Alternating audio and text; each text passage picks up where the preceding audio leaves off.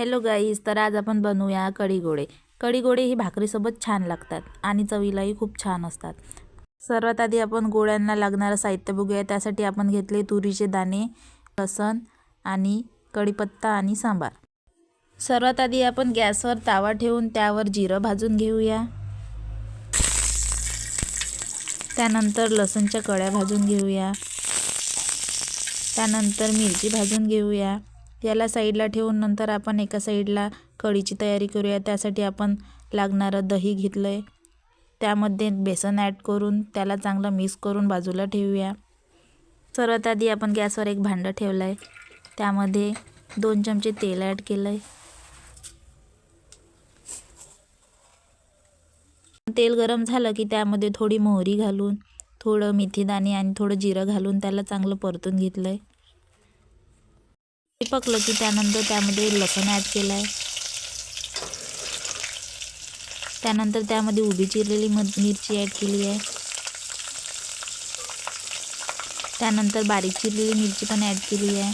तुम्ही तुमच्या आवडीनुसार तिखट मेंटेन करू शकता। ते चांगलं पकलं की त्यामध्ये मसाले ॲड केले। त्यामध्ये हळद, गरम मसाला आणि चवीनुसार मीठ ॲड केलंय। त्यानंतर त्यामध्ये कढीपत्ता ॲड करूया, त्याला चांगलं परतून घेऊया। हे चांगलं परतलं की त्यामध्ये आपण फेटलेलं दही घालूया,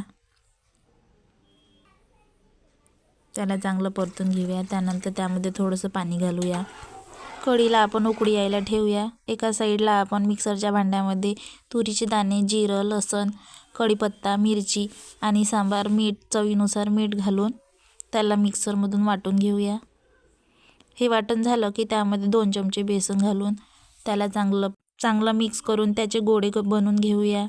हे आपले कढीसाठी गोळे तयार झालेले आहे। इकडे कढीला उकळीसुद्धा आलेली आहे, त्यामध्ये आपण गोळे ॲड करून घेऊया आणि याला 5 ते 10 मिनिट पकायला ठेवूया। इकडे मी बाहेर जाऊन बघते तर आईच्या भाकरी पण बनलेल्या आहे।